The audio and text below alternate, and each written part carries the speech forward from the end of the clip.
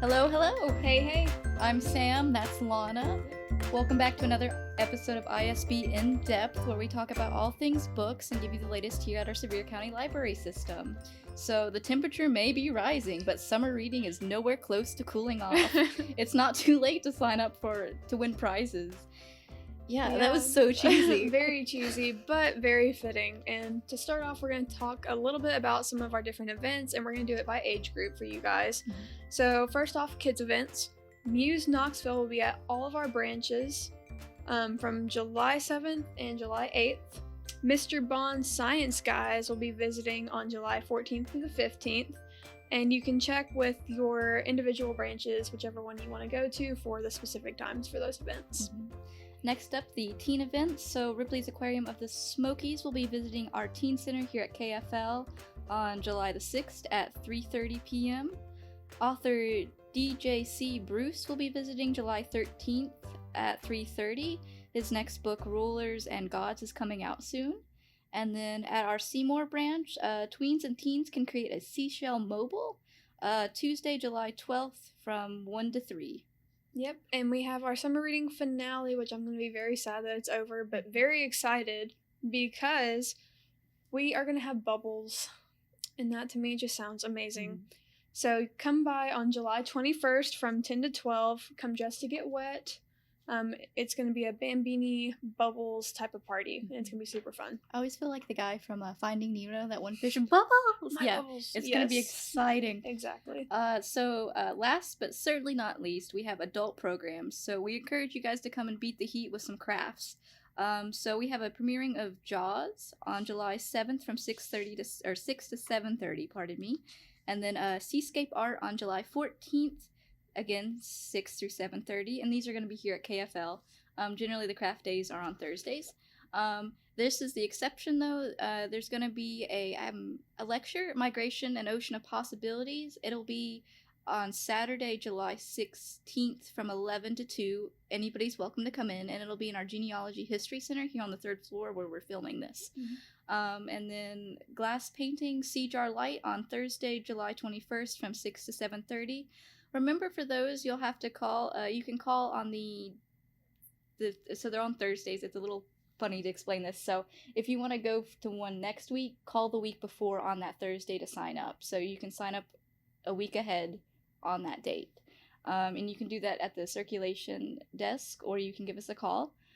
Because usually after the class, the people like to sign up for their classes, so it fills up really quick. So I always encourage to call the morning of the week before. Yeah.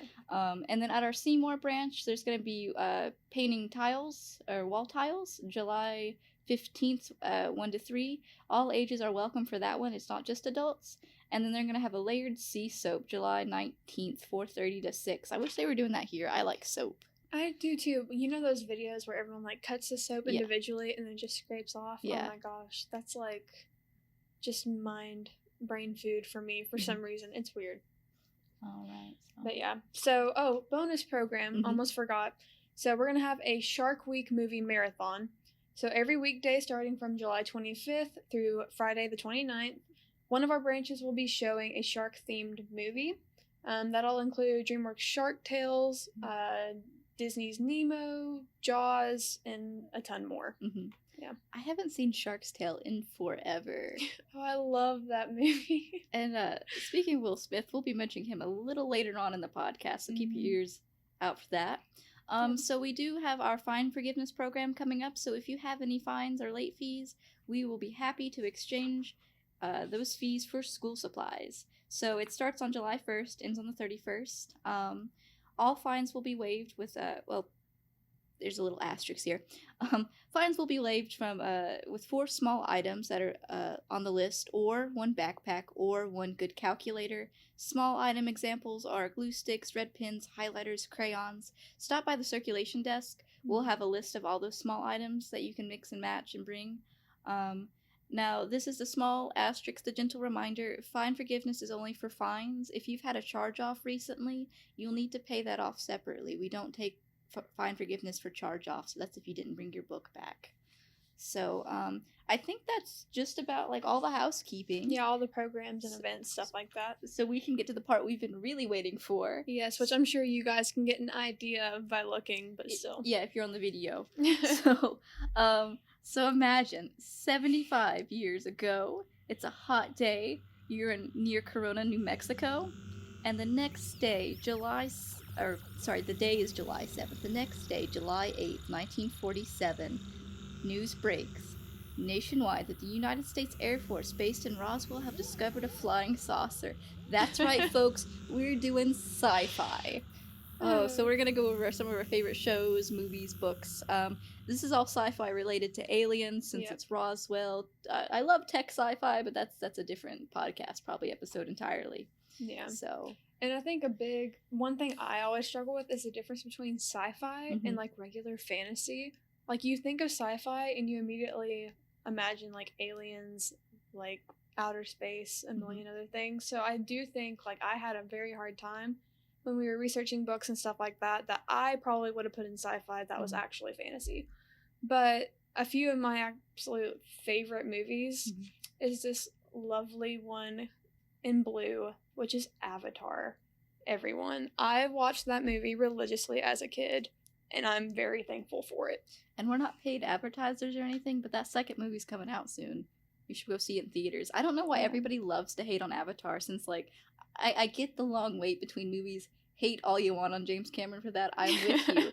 But like a lot of people just kind of don't like it. I see it bashed on the internet quite a bit, and I'm like, I really enjoyed it. I don't know why everyone hates it. I think it's so like before its time, in my opinion. Like I remember being just a little girl watching it on a portable DVD player, just on repeat, waiting after school, you know?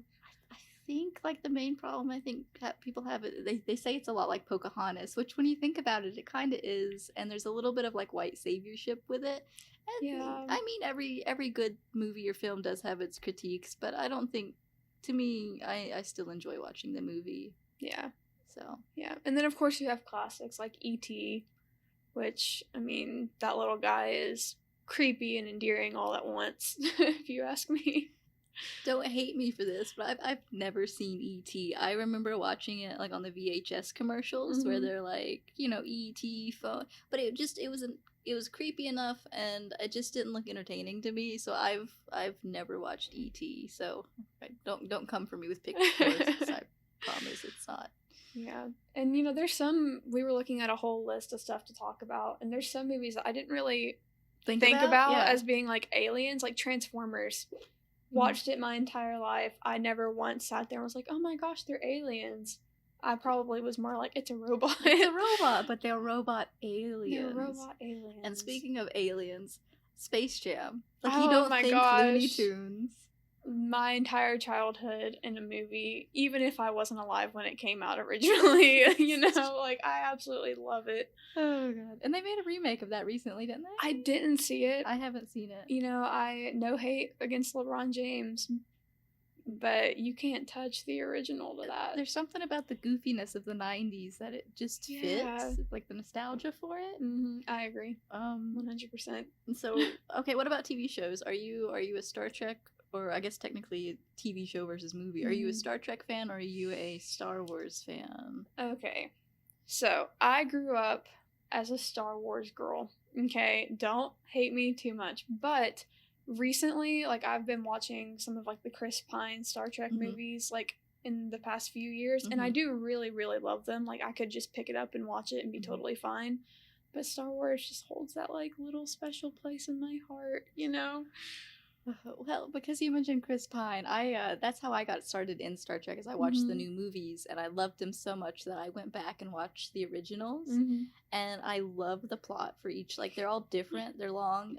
The thing about 60s television, you can't, you know, they weren't meant to be watched all at once, like an overarching story arc, so each one's contained, so you get a little frustrated with Captain Kirk. You're like, you did so well last episode, buddy.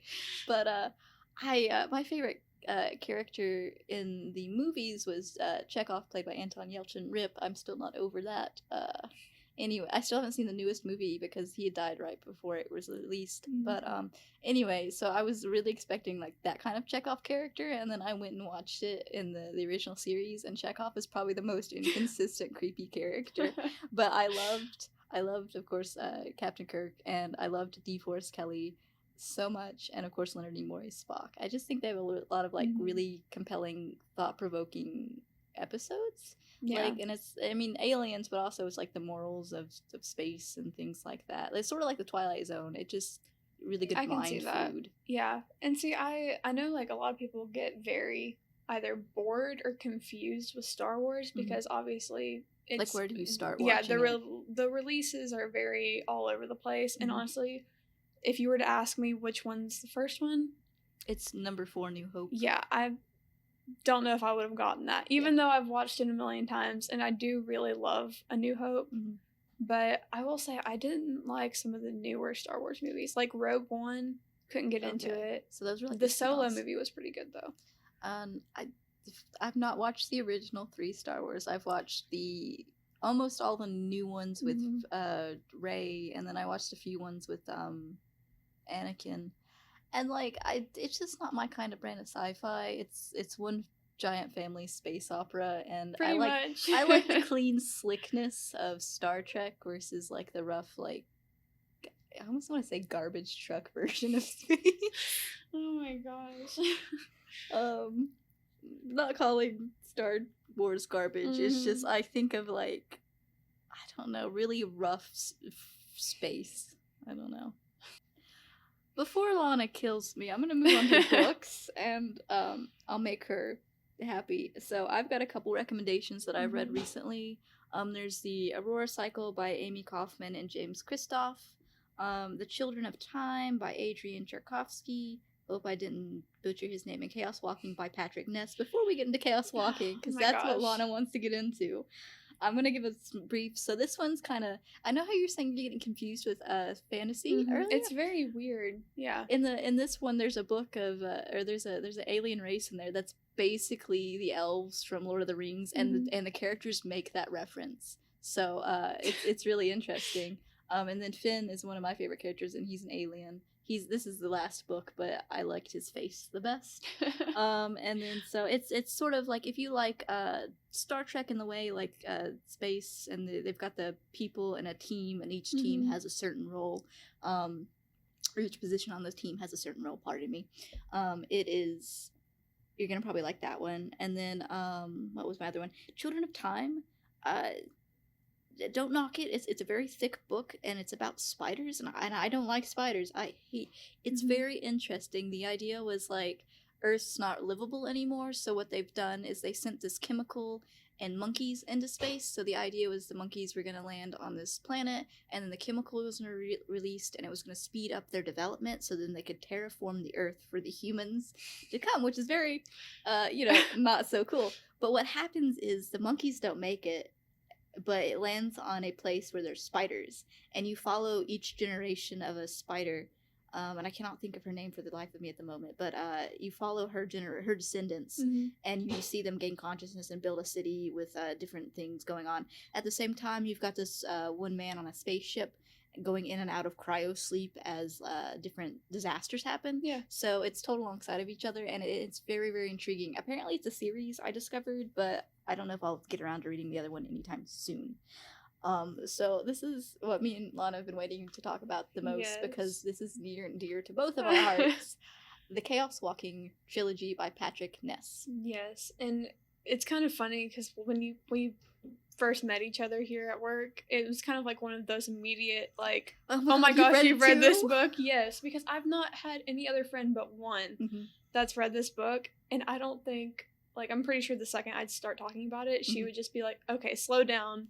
It's not that great, but it is. It is. It is so, so good. So it's told from the point of view of this little boy, or I guess he's not really little. Well, he's kind of like, he's coming into teenagehood. Yes. What they consider, I guess, to be adults, but they're still kind of kids. Yeah, and his name is Todd Hewitt, and he lives in the new world. And you don't even realize it's not space for a long time. You're like, what happened to Earth? But then you realize it's not Earth, it's space. Yeah, but basically the whole plot is there's no women at all. No women. Women have died off. They're not around anymore. There was a whole war with the alien spackle, which is what they're called. They're the natives of the natives place. of the New World, Mhm. yeah. But all of the men can hear each other's thoughts out loud. Yeah, like it's all the time, going all the time. Noise. They call it like the noise. The noise, yeah. And you can never really be silent. You're always gonna be projecting, and some people do it worse than others. And it's really interesting with even looking at the typography on the page on how they do it. And not to give the Chaos Walking movie credit, but they did a very good job on showing what the noise is. You probably might have seen that film advertised because it had Tom Holland and Daisy Ridley in it. Yeah, which it's a whole nother thing. That's a whole nother thing that we'll get to eventually. The difference between the book and the movie. But so the first book, which this is the part that I really love about Patrick Ness's writing, is that the first book is Todd's perspective, and you haven't talked about Violet though. Yeah, and Violet is the first girl that Todd has ever seen. She literally crash lands on the planet. Yes, and then everybody's out to get her in the town, or in where Todd lives in the town. Yeah. And then they go on an adventure to kind of they've got to get word back to her ship that she's crashed, but there's other people here. And along that way, they realize the world's a lot bigger than what Prentice Town is in that's the town Todd's from. Yeah. So it's very good, and you get into a like without giving away the story because we could probably easily do that discussing how good these books. 100%. It gets into like a lot of interesting things. Like it gives a good nod to the natives of the spackle of the planet and how they have their own culture and how two people butt heads. Very much sort of like a any of the colonization with native peoples kind of narrative, but it gives a good role to both of those, and not quite a reconciliation, but it has a lot of major world symbolism in it. Like once you read it, you sit there and you really think about your life and the world around you, and you're like, oh my gosh, Patrick Ness is a genius. And the roles of like women and men and what's it mean to grow up and things like that, and just the influences around you that the world kind of pushes your way. So and like I said, there was a movie that came out, and unfortunately with the book and movies, the adaptations, they tried to shove there's no plot-wise they could have shoved the 3 books into one movie, so they ended up writing their own ending, and it made sense for the movie. But I didn't like it. they cut out a lot of the depths that these books hit on. So do you ever have so when you read a book, do you ever like the main character the most, or do you like the side characters the most? Honestly, or does it kind of depend? I feel like most of the time I end up liking the main character more, but that's because they're more developed than anything else. In this book, though, I kind of got to a certain point where I was like, Todd, like, come on, dude, like, don't be stupid. And I was kind of like, Violet, like, it was a very contradicting. I was the opposite. Yeah, really? So I like a side character more than I like a main character. I loved Todd as a character. Loved everything about him, even if he made mistakes. I loved in the first book because obviously, which I don't think we've even said the actual titles of each 3. There's so the first one is The Knife of Never Letting Go. The second one is The Ask and the Answer, and the third one is Of Monsters and Men. Monsters and Men. Yeah. Yeah, but the first book, I loved Todd. I loved the way he developed. I loved his whole. He kind of had this one idea going into teen adulthood, and then it just all came crashing down. Yeah. But at the same time, because in the second book, you get Todd's perspective going back and forth between his and Violet's. And then the third one, you have Violet, Davy? Todd. No, okay, I couldn't remember. It's been a long time since I read it. Yeah, which Davy is a whole nother character that I was like... They didn't do him justice either in the movie. He's played by Nick Jonas or something. Yeah, which I mean, great casting, I guess. If you wanted a big name. It was a star-studded cast, that whole movie was. Yeah. And I remember when it came out, because it was delayed because of COVID, and I followed Tom Holland on Instagram, and he didn't even really say anything about it. And then I watched it, and I go, maybe that's why. Yeah, perhaps there's a reason that it wasn't advertised the way I thought it would have been. Because I didn't even know it was a movie and that it came out until after I finished reading it. And I was like, oh my gosh, because of course I'm the kind of person who reads a book and then, researches every single thing about the person who wrote it. And maybe we should, speaking of books and movies, maybe we should do a Where the Crawdads Sing. Oh, yeah. Maybe. I don't Just know. a little plug. If you've not read Where the Crawdads Sing, read it. It is worth it, and I love it. And I sped run that book and was so sad when it ended. See, this is getting back to our debate. So the movie's coming out in a week or two, and I'm gonna wait to watch the movie first and then read the book. No, you can't. No, because I'll just get upset that the book doesn't match the movie. But if I watch the movie and then I read the book, I'll be okay with it. I'll be like, oh, I see what they did there. Because I accidentally did that when I, what was it? What was the one with the Divergent? Mm-hmm. I saw Divergent before I read it. Now, that one I did watch before I ever read the book, and I did really like the book and the movie in a different way. Yeah, but you liked them separately. You weren't mad at one for not dissing the other. But I didn't love Divergent the way I love Where the Crawdads Sing, and just the fact that I was able to read it in this untainted sense of like, yes, what a great adjective, is it not? The English major in me is coming out here, but the untainted, like, just perspective of the entire storyline of you don't know what's gonna happen and you're just like guessing in your head the entire time, like, you can't beat that feeling when you read a book that you just love. I mean, I get Am I wrong? You're not wrong. Point made. But life isn't that neat, and I wish it was. I know. All right, so that about wraps it up for this episode. If just a little plug for later on, the library is going to have a UFO Roswell event. I think it's in the fall, though. Right now, because we have summer reading, they couldn't do it right now. Yeah. But that's something to look forward to, and we'll probably, be hearing from us again about that. So, thanks again. Yeah, absolutely. Thank you guys for always watching. And, of course, Ben. Thank you, Ben, for recording and helping us put this together. For suffering. For suffering, yes. Thank you, guys. See ya.